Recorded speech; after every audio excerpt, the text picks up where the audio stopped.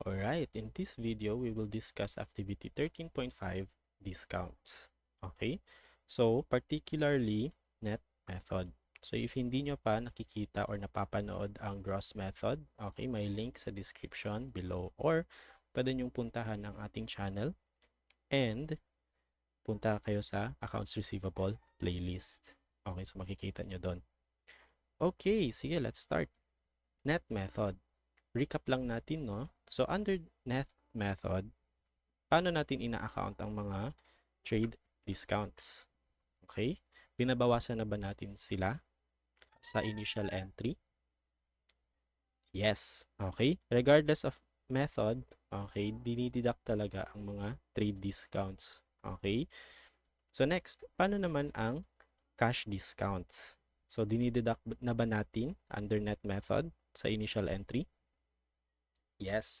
Ito yung main difference ng net method sa gross method. Kasi sa net method, right off the bat, or sa simula pa lang, minaminus na natin yung cash discounts.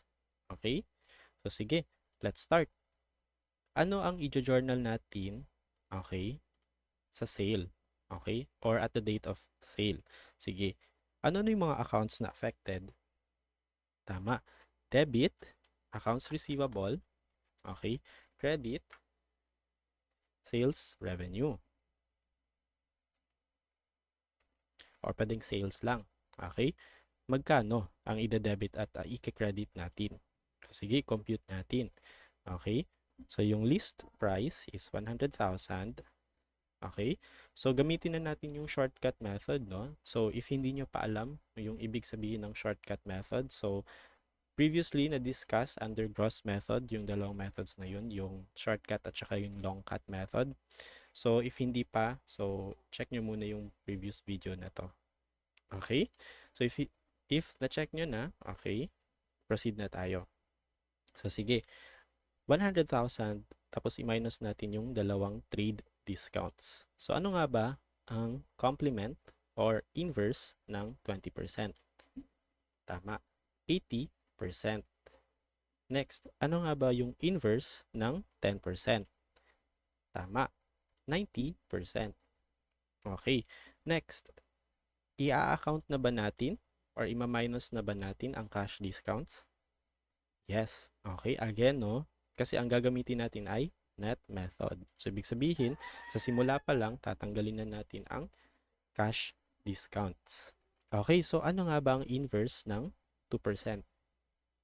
Tama. It's 98%. Okay. Sige, compute natin. So, 100,000 times, so i-convert natin sa decimal yung percent, no? So, 80% is equals to 0.8 times decimal, 0. Ang 90% pag kinonvert sa decimal, 0.9 times, okay, same lang, no? 0.98. Ayan. So, ibig sabihin, ang amount na i-recognize natin ay 70,560. Ganon.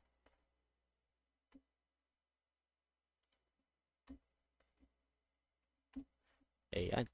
Next, paano naman pag nakolekta ang receivable within the discount period? Okay, for example, nakolekta siya nung 8th day. Okay, so pasok pa siya dito sa 10-day na provision. Okay, so paano yan? Okay, ano-anong mga accounts na affected? Siyempre, nakatanggap tayo ng tama. Debit, cash. Ano naman ang i-credit natin? Tama. I-recognize na natin ang accounts receivable. So, magkano? Eh, di ba nga, within the discount period.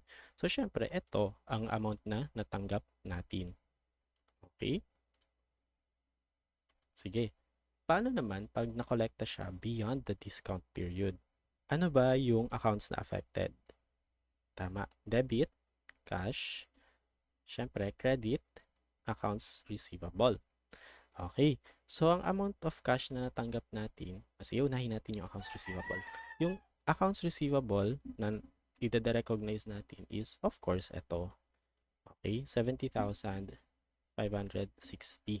Now, magkano naman yung cash na natanggap natin? Eh, hindi nga entitled si customer sa 2% discount. Sige, compute natin. Okay? So 100,000 times 80%, trade discounts, kasi dinideduct naman talaga natin siya regardless, times 90%, okay? 10% discount, no? So, times 90%, magkano kaya? Okay. So, 100,000 times 80% times 90%. Ayan. So, ang natanggap nating cash ay 72,000. Okay? So, hindi balance. So, anong gagawin natin? Ibig sabihin, meron tayong kulang na credit or meron tayong i-credit. Ang tanong, anong account? Sige, doon muna tayo sa magkano. Okay? Anong difference nitong dalawa? 72,000 divided by 70,560. Ayan, so may difference of 1,440. So, anong account ang gagamitin natin? Tama. Sales discount or sales discounts. Pwedeng discount. Okay. Forfeited. Ayan. So, anong klaseng account to siya? Okay? Revenue. Revenue account to siya. And, separate natin to siya i-disclose or i-recognize sa sales revenue. Hindi siya part ng sales revenue account. Okay? It's a different type of income. We could classify it as other income. So, ganyan lang siya kadali guys, ang gross at saka ang net method. Okay? So, next, we will discuss activity 13.6 in another video.